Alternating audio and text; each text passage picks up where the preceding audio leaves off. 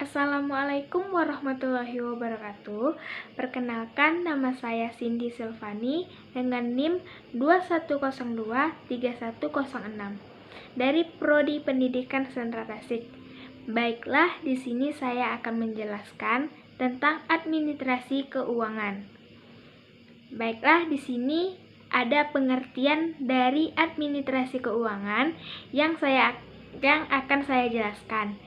Nah, administrasi keuangan adalah suatu upaya pengelolaan yang mencangkup semua aktivitas yang berhubungan dengan keuangan guna mencapai tujuan suatu perusahaan atau organisasi.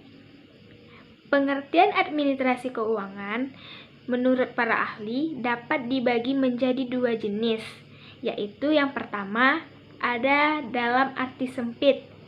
Pengertian administrasi keuangan dalam arti sempit adalah semua aktivitas yang berhubungan dengan pencatatan, pemasukan, dan pengeluaran untuk pembiayaan berbagai kegiatan organisasi di mana bentuknya berupa tata usaha atau tata pembukuan keuangan.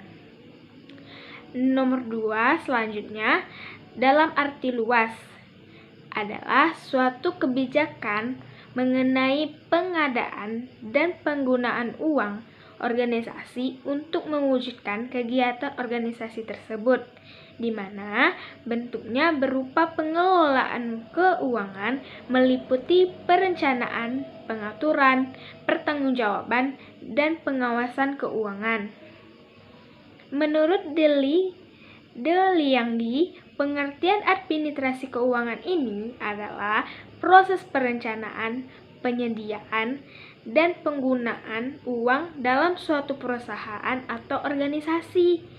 Dengan kata lain, administrasi keuangan ini merupakan kegiatan keuangan yang mencakup penyusunan anggaran, belanja, penentuan sumber dana, cara pemakaian hingga pembukuannya. Nah, selanjutnya di sini ada proses administrasi keuangan. Yang pertama yaitu ada penyusunan RPS.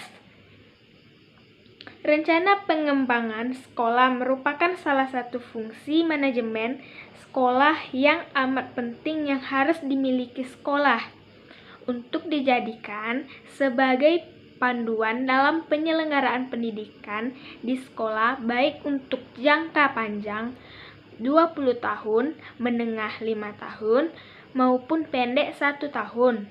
Nah, di sini juga ada Depdiknas telah menyediakan dan menyiapkan sebuah panduan teknis bagi sekolah dalam penyusunan rencana pengembangan sekolah yang akan dikupas lebih lanjut, yaitu yang pertama, pentingnya perencanaan pengembangan sekolah atau yang disebut seperti biasa yaitu RPS.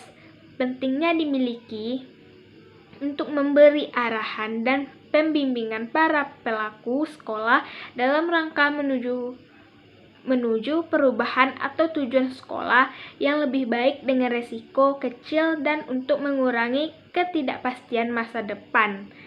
Yang kedua, ada arti perencanaan sekolah atau RPS. Perencanaan sekolah adalah proses untuk menentukan tindakan masa depan sekolah yang tepat melalui urutan pilihan dengan perhitungan sumber daya tersebut yang tersedia. Yang ketiga, di sini ada tujuan rencana pengembangan sekolah. Yang pertama ada menjamin agar perubahan atau tujuan sekolah yang telah ditetapkan dapat dicapai dengan tingkat kepastian yang tinggi dan risiko yang kecil. Yang kedua, sistem perencanaan sekolah adalah suatu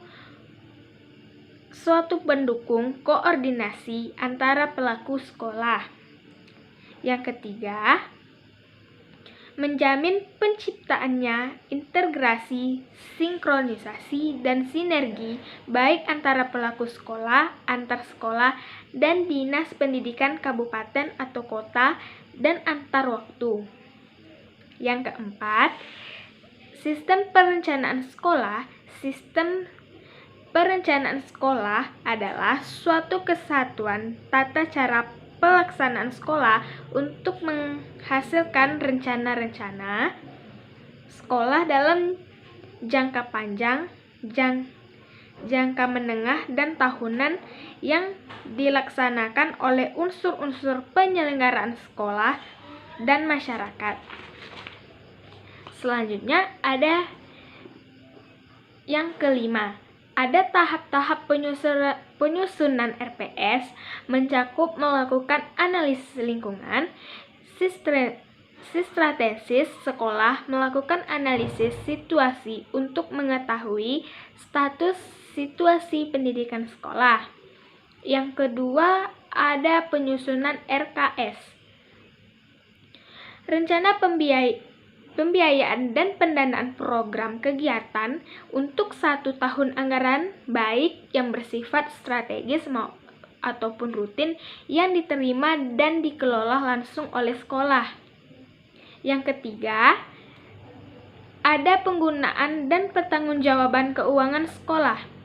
Tanggung jawab yang paling penting dan manajer sekolah terhadap pemerintah dan juga terhadap komite sekolah, masyarakat, serta guru-guru ada laporan yang mengenai kondisi keuangan sekolah.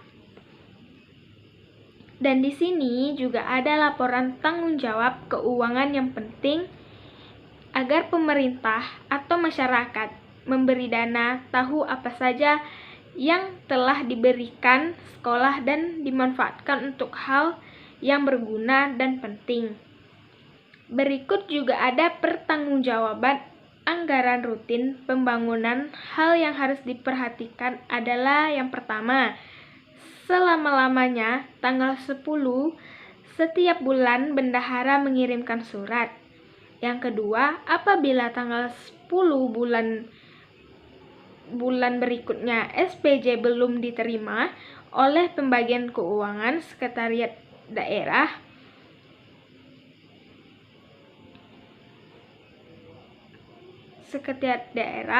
dan ketiga, apabila sampai dengan tanggal 20 bulan berikutnya SPJ juga belum dikirimkan pada pembagian keuangan sekretariat, dengan maka dibuatkan surat peringatan kedua. Di sini kita masuk ke fungsi administrasi keuangan. Administrasi keuangan berfungsi untuk membantu perusahaan dalam mengatur semua sistem keuangan yang ada di dalam perusahaan agar berjalan dengan baik. Nah, berikut beberapa fungsi administrasi keuangan. Yang pertama, ada investment function.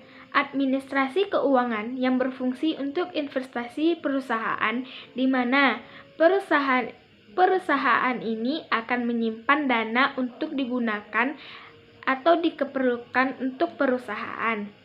Yang kedua, di sini ada shopping function.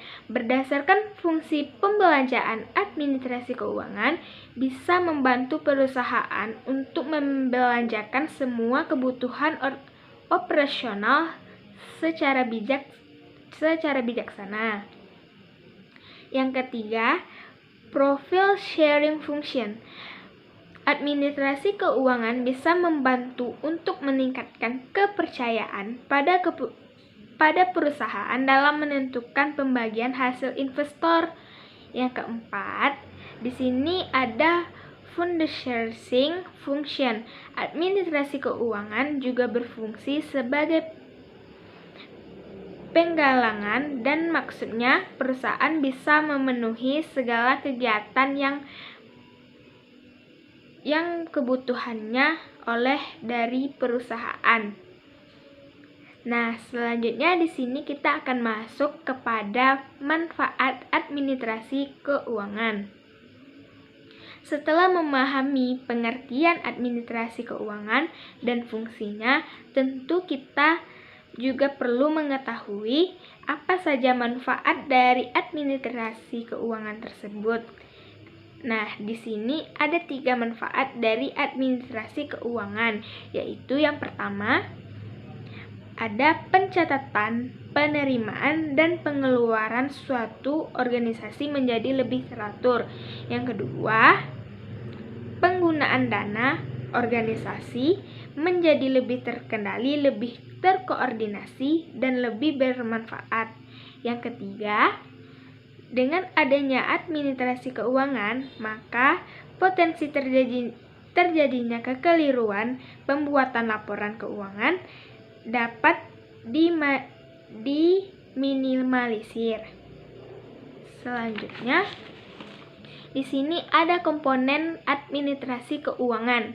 Nah, dalam pelaksanaannya, administrasi keuangan ini terdiri dari beberapa komponen, yaitu yang pertama ada perencanaan keuangan, yaitu semua kegiatan perencanaan pemasukan dan pengeluaran keuangan dalam jangka waktu tertentu. Nah, yang keduanya di sini ada penganggaran keuangan, yaitu semua kegiatan yang berhubungan dengan pemasukan, pengeluaran, dan kegiatan lainnya direncanakan sebelumnya dan dibuat detail anggarannya. Yang ketiga, di sini ada pencarian keuangan, yaitu semua hal yang berhubungan dengan upaya pengadaan dana anggaran semua kegiatan perusahaan dapat berjalan dengan baik. Yang keempat, pengendalian keuangan, yaitu semua hal yang berhubungan dengan penilaian perbaikan sistem kinerja pembagian pada suatu perusahaan.